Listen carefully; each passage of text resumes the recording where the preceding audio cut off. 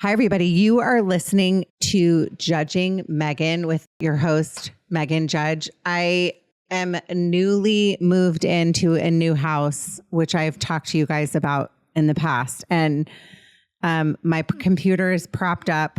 I'm surprised that I made it here to record because my house, if you look in the background, which I hope you don't, there's stuff everywhere.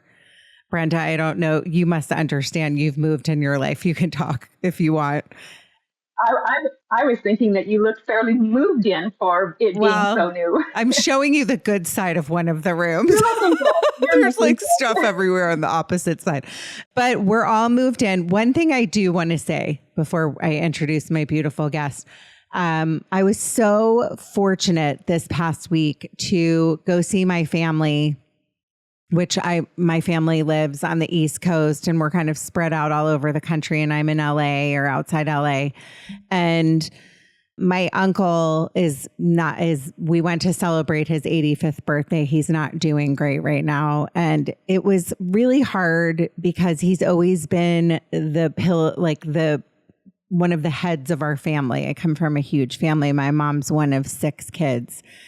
And I don't know what it is, but it just reminded me of, I don't get to see my mom all the time. She's on the East Coast, and I don't get to see my aunts and my uncle, and just how quickly life goes by and the aging process. And, just to really, if you're lucky enough to be near family, to really hold on to them and realize they're here for a short time. If you, like, my mom's 80 years old.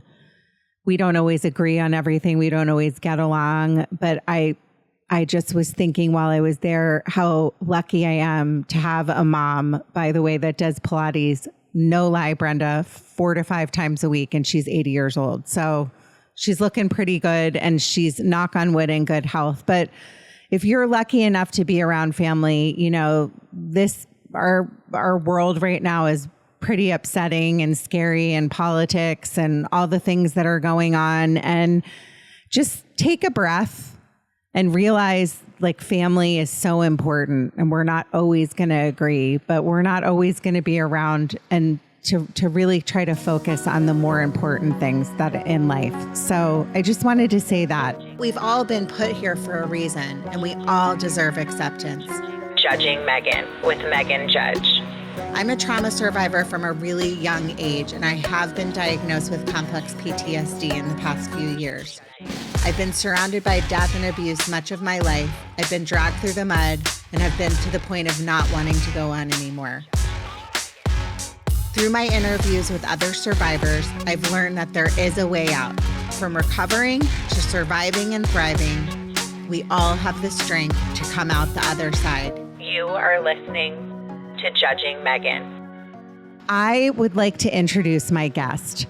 Brenda Mcgaw is a mom, and she also has come on to talk about her beautiful daughter, Shailene, who she sadly lost.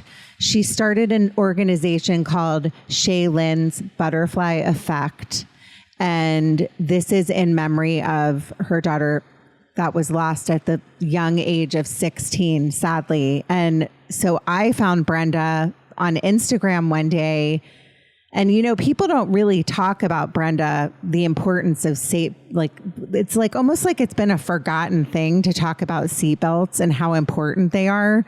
I was telling you before we recorded that my own daughter gets in the front seat of the car. She's 14, and we have those beeps now. So if somebody's not wearing, thank God for that, by the way, but she just doesn't put her seatbelt on.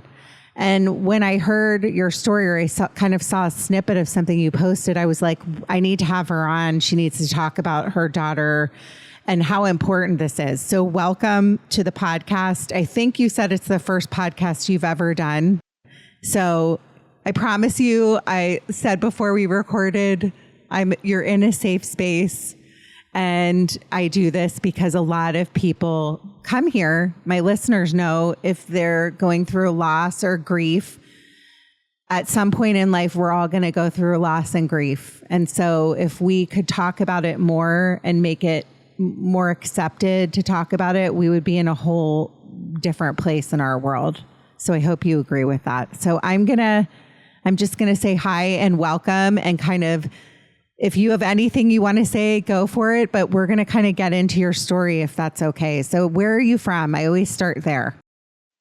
Well, yeah, thank you. I agree with you with what you say, that we're all going to experience loss, because that is, I think, the one guarantee in Mm-hmm. life. Maybe how you lose someone can be influenced, but loss itself will always be a part of everyone's life. A little bit about me. I was born and raised in a small community called Kamloops, BC, which is in the interior of British Columbia, Canada. It is where I thought I would live out the rest of my life. It's where I gave birth to my two beautiful kids. But in 2011, I'll refer to it as my husband got the call from the province of opportunity, now known as Alberta.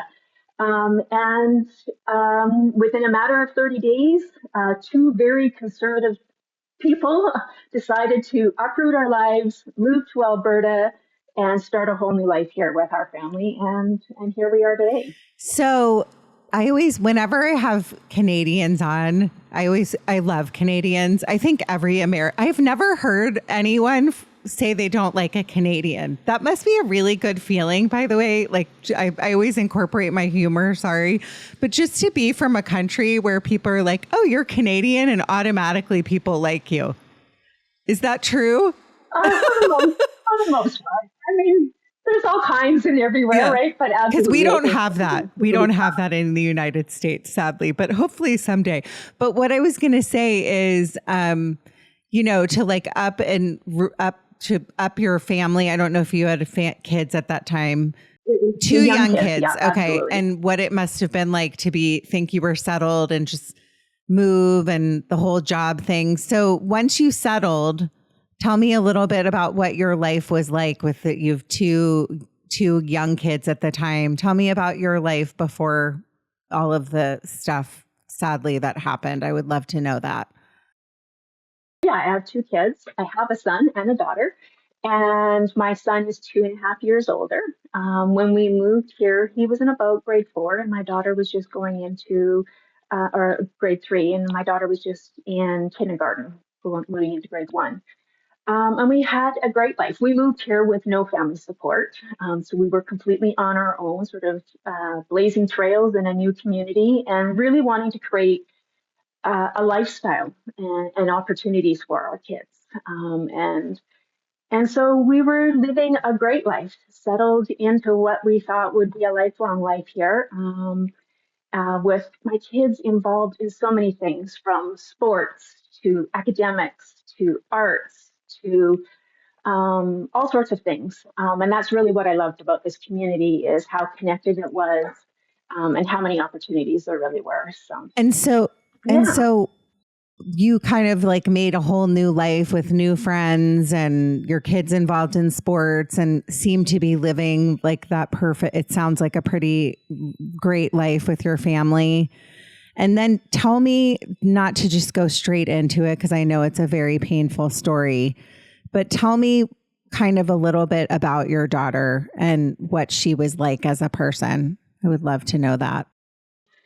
It's interesting how I find that question difficult, because my daughter had, for lack of a better word, sort of just an aura about her.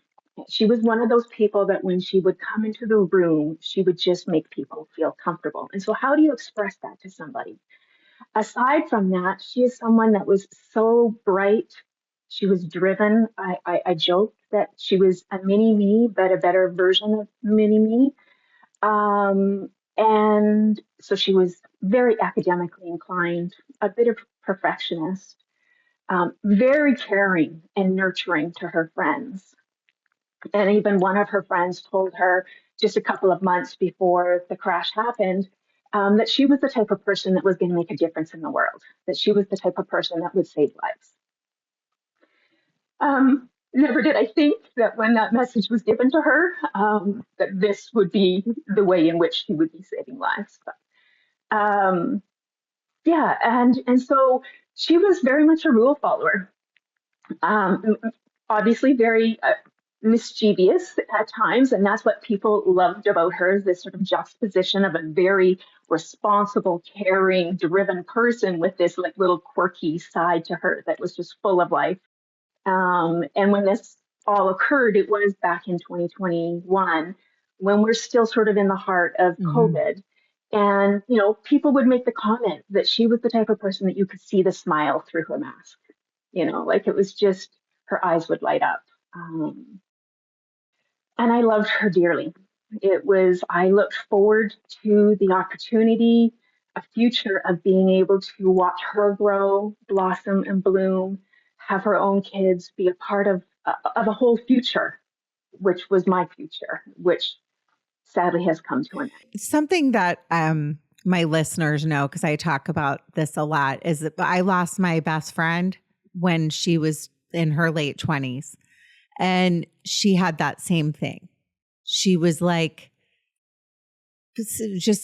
she wasn't perfect, like mischievous, like you kind of talked about, but like also just like almost like not of this world, had the aura. Like anybody that knew her growing up in DC, which is where I'm from, they were like, nobody would ever say something bad about Julie. And I'm spiritual more so than anything else. So I personally believe, and this is hard because if you've lost someone, like my dad, I lost too, was this great man that did so much for others and helped others. And just like we are left here going, well, why are there people that aren't taken that are just horrible people doing cruel things? And I just have to always remind myself that when I hear stories like when you talk about Shailene and you light up, and it's obviously still painful and will be, I believe you grieve for the rest of your life. I talk about that often, that it's like they're just not of this world, you know? And and that's the thing that's so unfair to all of us that are left with like these, like half my heart is gone, you know? So I get emotional too, Brenda, like when I record with people and I miss them, because my heart goes out to you because I can see how hard it is. So was she like somebody that liked to socialize and go out, and like, I mean, she was 16 at the time. So was that something that she was like out? I hate to go straight into the story, but just to kind of tell me about that day and like, you know, if this was something that she just never wore a seatbelt, or tell me a little bit about that. No, I mean, that is what ultimately is so Mm-hmm. shocking for us in this story, that is really hard to wrap your mind around, because I say she was so responsible. She was 16. She had turned 16 in January, and when we lost her, it was in the middle of May. And she was the first of her friend group to get her driver's license. And literally, she had her license scheduled, her road test, on the day of her birthday, because she was so anxious to move forward in life and have that sense of freedom that comes with that. But what we've since been told by many of her friends is that she was jokingly referred to as the grandmother of the group because she was very responsible. So while they may have wanted to sort of test the boundaries a little bit in terms of when they were in the vehicle and she was in control as the driver, you know, she would say, no, we're not going anywhere without the seatbelt on. So it was very shocking to lose her in the way that we did. And we'll get into that story because she didn't have her seatbelt on in this moment. She was a passenger in the back seat. And tragically, circumstances changed really quickly on the road. Everyone was unprepared, and her the most, because she didn't have her seatbelt on. So when the vehicle flipped, unfortunately, she was thrown from the vehicle and killed instantly when the vehicle landed on her. So, I mean, I'm going to be honest with you. A lot of times I think that people don't feel like, if it's a group of teenagers, I know I did it when I was young. You have a group of kids all piled into a car. You think you're more safe in the back seat. Absolutely. And that is a big part of Shailene's butterfly effect, is that education component, because there are so many myths and misperceptions about our safety. And that is a prime issue that I think happens. based on the conversations that I have with people one-to-one, as well as the sort of more formalized presentations that I do, is they clearly often raise their hands saying that I thought I was safer in the back seat, but stats actually show otherwise to that. And it's probably not that you're less safe. It's just that probably more prominently, people don't wear their seats or seatbelts in the back seat because they think they're safer. And so when things go awry on the road, it's those people that end up falling victim to tragedy. So on the date that she got in the accident, was there like a teen driver driving? Did somebody hit them? Tell me a little bit about that. Yeah. So that day started off like any other ordinary day. And that's what I want people to understand is if this can happen to us with a child that we had, irresponsible, driven, smart, caring person, it can happen to anybody. And so you need to be having these conversations with your family members, with your kids. But that day started off like any other day. It's May 17th of 2021. We were in the heart of COVID, so my daughter was working in her bedroom on schoolwork. I had started a job just the week before. So I was working from home as with my husband, and I had to go into the office briefly to sort of set up a workstation. And so she came out of her room very quickly just to say, "Mom, can I have a friend over to work on a project?" I granted that permission and left, having an ordinary interaction, no hugs, no well wishes, thinking that I would see her at the end of the day. And when I got home, shortly after 5 o'clock, and the house was unnervingly quiet, I asked my husband where the girls were. And he said that while he was on a phone call, he got a note sort of passed at him, and in the heart of it, they had whipped off and gotten into a car with a friend of hers that had just gotten her license 1 week before. It wasn't a matter of minutes, probably 12 minutes later, I got the unnerving phone call from one of the moms of the other passengers that was in the car. There was only 3 of them in the car. And she said, "Brenda, the girls have been in an accident. You need to get her right away. It's not good. Shailene is pinned underneath the vehicle. Do you know where the girls used to go and watch sunsets at? You need to get her right away." So obviously, in the panic of it, I dropped the phone and told my husband that she had been in a crash, and we hopped in the car. We didn't even put our jackets on or anything. And I started driving. And then I realized as I was driving, I didn't really even know where I was going. So I had my husband sort of reach out to the parent again to confirm where we were actually going. In the midst of all that, I had left my son here. We didn't even tell him what had happened. And we drove frantically to the scene, and we pulled up to the intersection where they used to go and watch sunsets at, but it was blocked off or barricaded by emergency vehicles, and we weren't allowed to go any closer. So there we were, sitting on the side of the road, waiting for more information. The RCMP member that was there directing traffic couldn't tell us much more than that STARS, which is sort of the emergency ambulance helicopter service, had been called, and that once it arrived and they knew which hospital the girls would be transported to, we would know, and then we would go there, but they weren't going to allow us to go any closer to the scene. And then so the other 2 girls that were with her, were they also were they wearing seatbelts? How did that all go down? Where was it? They were in a rush to get somewhere, because that's what I'm curious about. So it is interesting, and there are still gaps from the day that we haven't fully sort of figured out.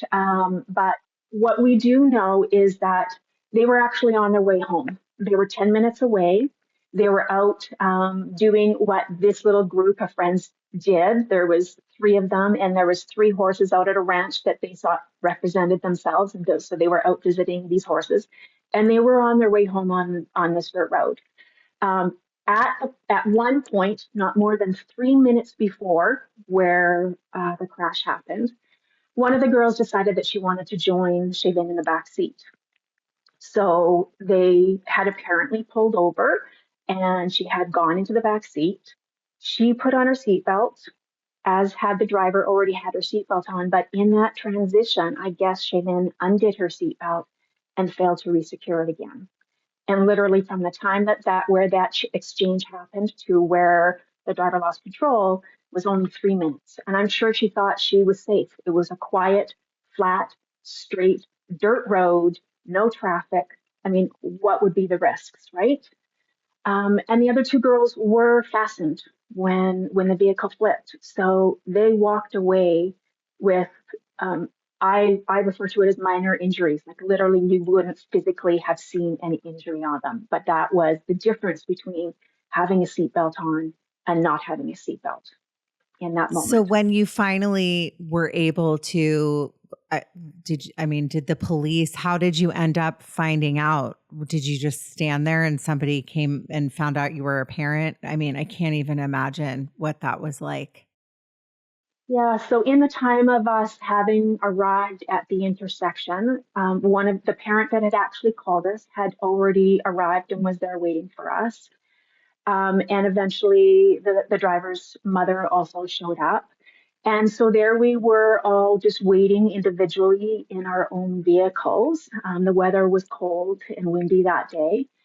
And so we were just waiting for more word based on what the RCMP member had told us that had the road barricaded. Eventually, we saw a new RCMP member pull up to where we were all stationed, and he started to approach the vehicles one by one. And it's so amazing, Meghan, how your mind immediately starts to protect you in these moments. So, I mean, I heard the words from the mother saying it's not good. I heard the words that she was pinned under the vehicle. But as I drove, I kept sort of thinking, she's going to be fine. She's got to be fine. The other thing that, like I didn't share with Shailene is she was a bit of a klutz. As athletic as she was a klutz. And there was an ongoing joke in our house that she would scream from wherever when we would hear her fall. I'm okay, is what she would shout. And so I honestly thought she would be okay. And as we waited for evidence of stars arriving and not ever seeing stars arrive, I knew that something wasn't right, but I couldn't allow myself to go there. And so when I even saw the RCMP members starting to approach the vehicles one by one and talking to each set of parents, it still didn't even dawn on me at that point what was potentially happening. And in that process, victim services had also arrived and introduced themselves and were sort of standing by for support. And eventually we were the last vehicle for them to approach. They came to us, asked us to get out of the vehicle, which was different than what they did with the other families. And there we were standing on the side of a highway. And the RCMP was, 2 feet away from me. And he delivered the hard, cold truth of just, I'm sorry to inform you, but your daughter was in a crash tonight and has been killed. And those are the words that a mother will never forget. Yeah. And he just stared back at me. Yeah. I was left just to absorb that. And then, as hard as those words were, it was when he handed back her belongings, her purse, to us that it became really real. And it was handed back to us in pristine shape. No dirt on it, no crack on the screen of her phone, no evidence again that our daughter wasn't going to come home safe to us. I think when you say, and by the way, like, I'm so sorry. Like, it's like when I hear something like this, it's sorry is never good enough to go through what you went through, because it's like out of body, obviously, to go through something like that. The only thing I can compare it to, because I like to be able to try to give you an analogy as to what I can tell you I've been through personally. When I lost my best friend and I had to go and they took her off life support. So I had to fly all the way from California to Washington, D.C. And I remember being on the airplane the entire time and saying, like, this is not real. This is not happening. And I knew it was happening. Like I knew it was, but when the brain does that to protect us, because otherwise, like how would we all walk around in the amount of extraordinary pain? And again, like you're a mother of a child. I knew I was interviewing you today, actually, and I was kind of like preparing myself because I was thinking about you yesterday, and I like looked in on my daughter. And I'm sure people tell you that. And so before like I met you, I just can't imagine like the pain of being a mother, because we have this bond with our daughters, right? Mine's 14. She's so hard right now. Yeah. Like, I'm not going to lie. Yeah. She's driving me insane. And there's a lot of yelling. Yeah. But I just like to be a parent and to bring your baby home and to know how quickly they grow up. And then to be in a situation where you just are left with the belongings. You know, you're saying they're all in pristine condition. When my best friend Julie died, I was left. They took her off life support after I went and saw her. And I was left in a hospital to walk out and then have somebody come pick me up and go to wherever I was going to stay. And then it's like that pain that we're left with. And it's different. Any loss is never the same for any human, right? So it's relative per person, but loss is loss and grief is grief. And being a parent is, I can't even imagine, nor do I ever want to know that pain.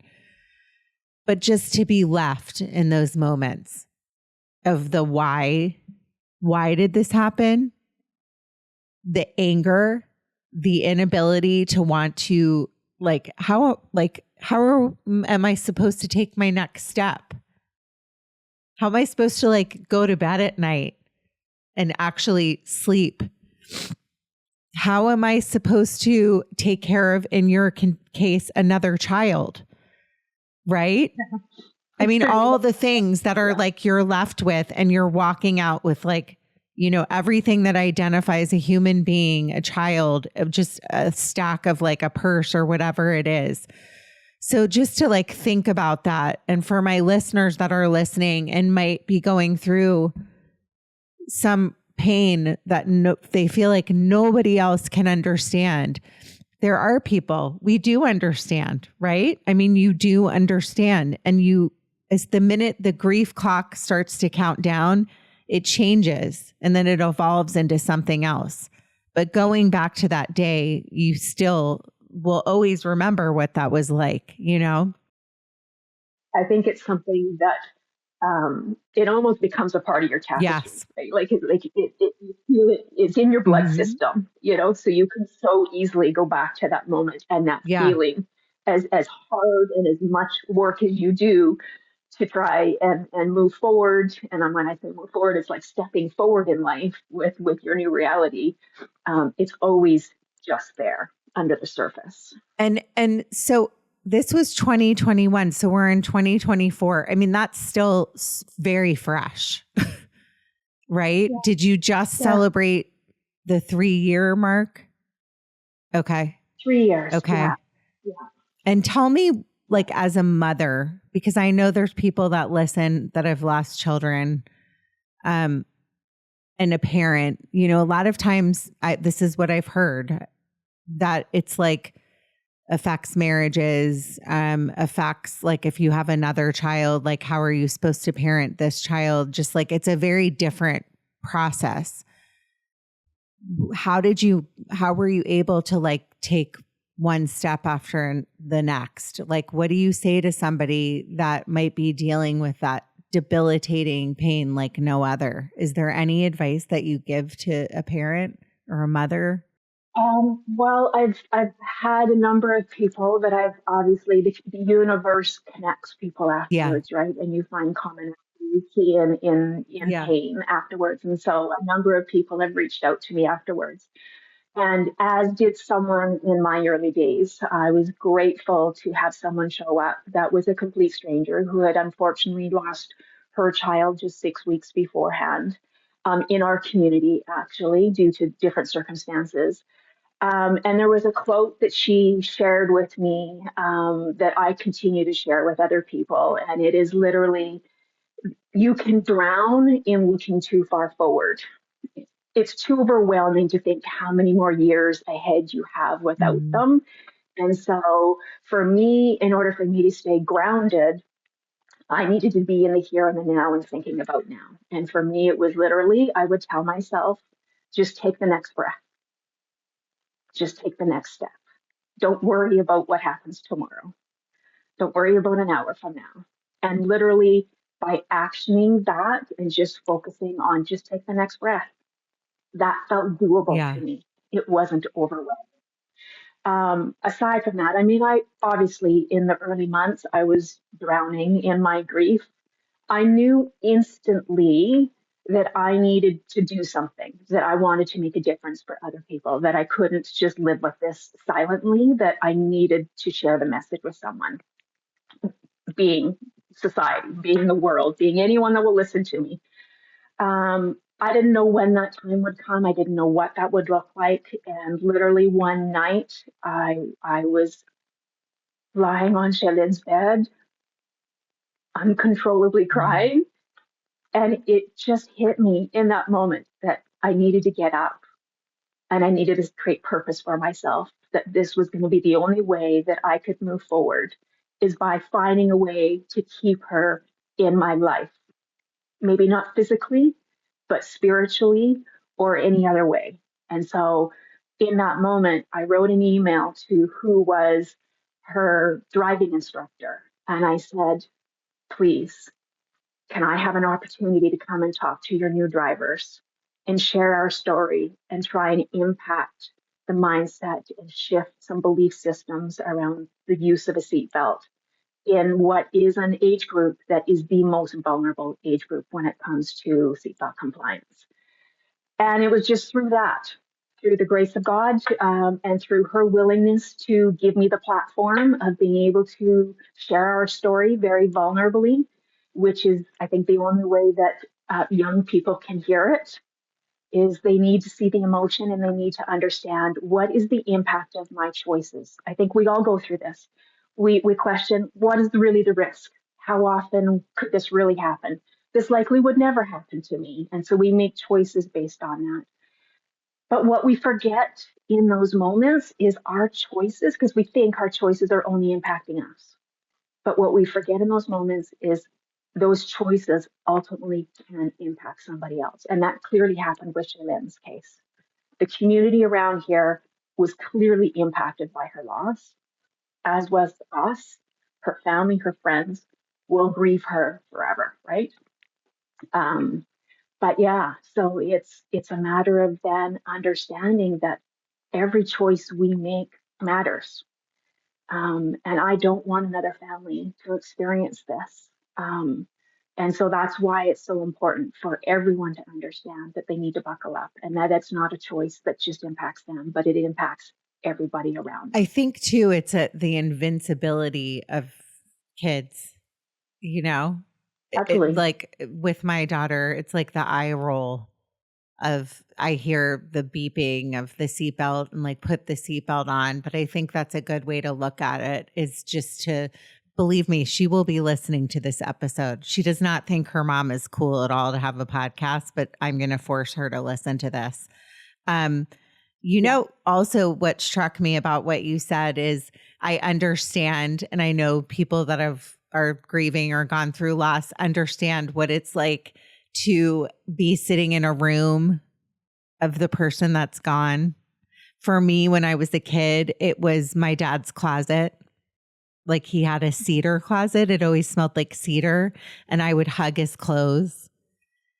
But Yeah. and I loved it. It made me feel at peace, like I was with him. But what I also think is I really believe, and I say this all the time, is that they're in the next room. We just can't see them. Somebody told me that once, and it's always like sat with me. And I'm like, well, they're definite. I mean, and I've been doing this now 4 years. I've interviewed countless amounts of people, and I always ask them, what's your sign that the person's with you? There's got to be like a song that came on at a weird time, and a song that like nobody, like it's not a song that any would come on at that kind of time. So I wonder too if, you know, when you were sitting there crying, she was sitting there with you, you just couldn't see her. And that was her like nudging you on the shoulder. Like, here's what's going to help you get past this. And I truly do believe that that's what they do.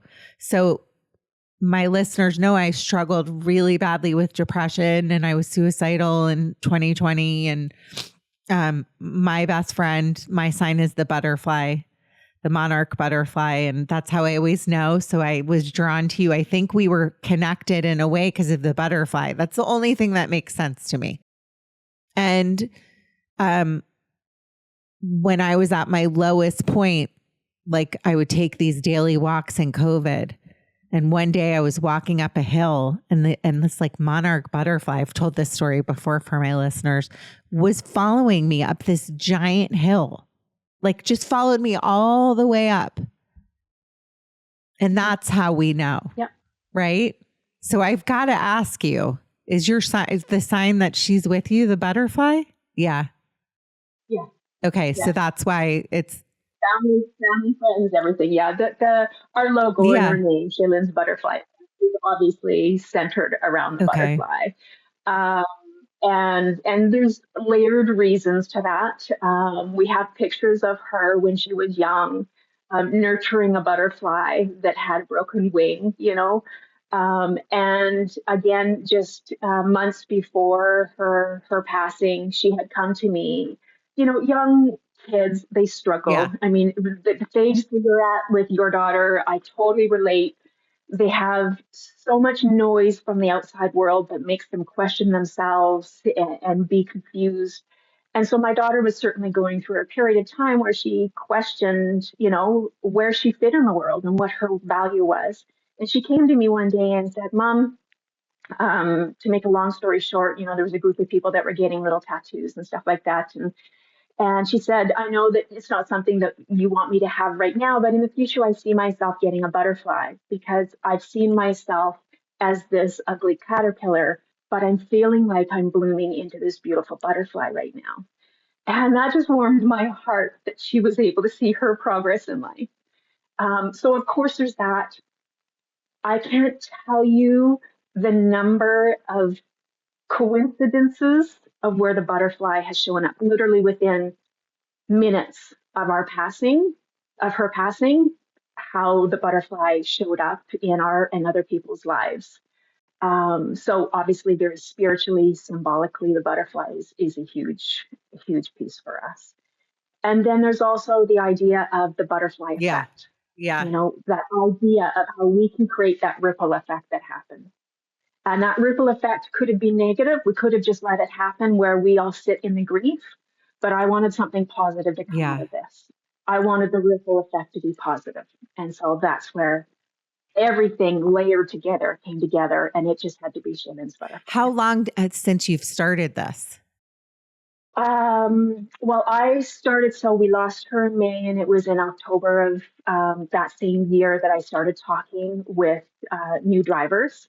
So that was fairly informally set at that point in time. It was just a matter of me just organically trying to get the message out. We only officially incorporated last year of 2023, March of 2023. So we're just shy, like just more than a year old. So we're still in our infancy. So I know you're in Canada. I have listeners, thankfully. Thank you, all of you that listen all over the world. I love you.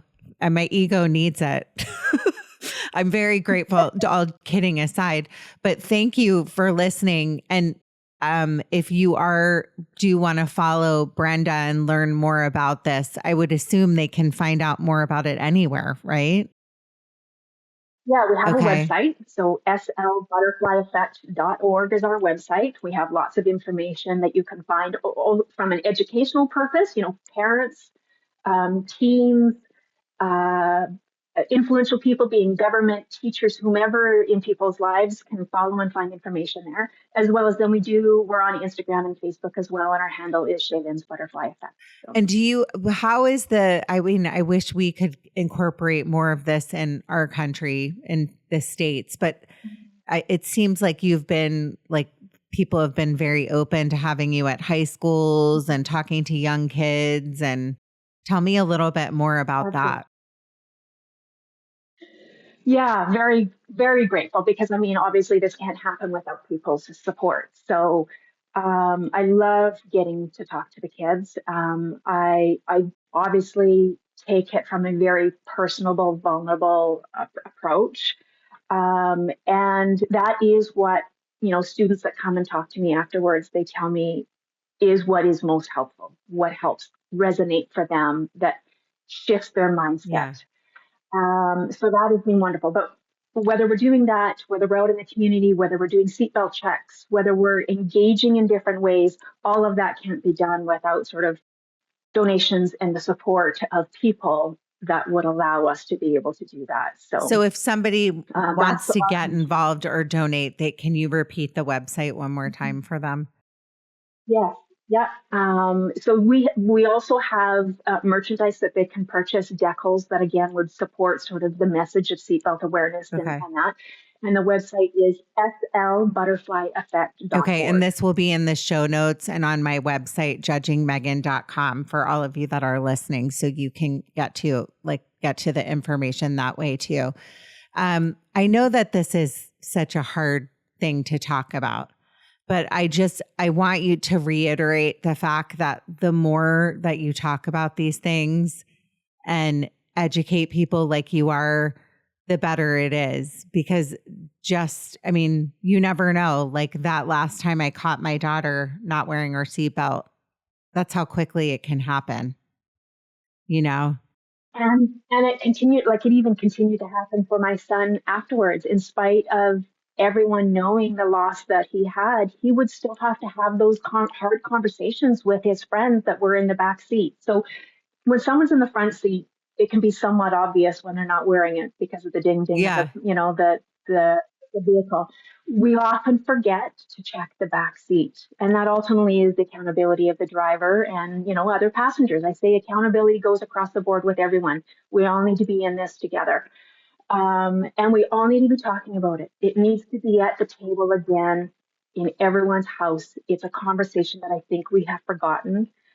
I've talked to a lot of people, even including people that have lost someone in a crash, and they say, I talk to my kids all the time and friends. I have to say this isn't isolated to just teens. I know so many parents and elderly grandparents that are having these conversations with their friends because people are not buckling up. And it's a matter of, again, just making it very present in people's lives. There's so many other things that we take the time to talk about. This is one of those things that we don't, because I think we assume that if we practice it, everybody else is practicing it. But that's not always the case. I'm so grateful that you came on and you shared this story. And it is a reminder, because like I said, I sometimes go into an Uber and I've been in the back seat and we're in a rush and we're going to an airport or we're going somewhere. And in my head, I'm like, oh, we're fine. I'm in the back. I always think of the front seat. And I think, like you said, people have kind of forgotten about it because now everybody's worried about like texting and driving or social media. And it's kind of not been at the forefront of thoughts for parents to remind their kids of something. It's just an automatic thing in the front seat. I didn't even let my kids sit in the front seat and my daughter's 14 until like a year ago. I was like one of the last parents because I've always been we've been warned about that passenger seat and how dangerous it is. Obviously, just to buckle up in the back seat and how quickly something can happen, it needs to be at the forefront of everyone's thoughts again. Brenda, I am so grateful that you came on today and you were able to talk about your daughter. She's like, I see the picture. So if you're watching on YouTube, she's so beautiful. And, I really do believe that she's with you. You can kind of feel it when you talk about her and that you're surrounded by her. And like, you have an angel up there that's so proud of everything you're doing. And I hope your first experience on a podcast is not your last, because I think more people need to be reminded of this, and it's so important. Thank you to all my listeners. Thank you to the butterflies, because honestly, I don't think we would have connected if it wouldn't have been for the butterflies. Because on my algorithm, I think I'm always connecting to everything butterfly related. So there's a reason for everything. I say it all the time, even the good, the bad. You know, you hate it when somebody says everything happens for a reason, but I believe that. And that's the thing about life. It's like, we're here for such a short time. Like I said, we're tested. We're constantly tested until our test is over. And then one day you'll be with her again. I'll be with my dad again. I'll be with my best friend and my sister, and just keep going. So, you know, no matter if you're listening right now and you're struggling with loss or grief, there's so many people that are dealing with this too. So thank you again, Brenda. You're really doing the most amazing job sharing her story. And remember, everyone, to please buckle up and share this with your kids. Have your kids listen to this podcast. Remind them. I needed this reminder. Poor Sophie's about to get a talking to after we record right now. They all go for her, because the influence of friends will just outpower. So you just have to keep delivering this. Yes, I agree. Yeah. Thank you so much again for coming on. What is your Instagram for my listeners so they can follow you? Shailene's Butterfly Effect. Okay. And I obviously follow you. So in closing, keep going. You matter. Your story matters. Thanks, Brenda. Judging Meghan with Meghan Judge.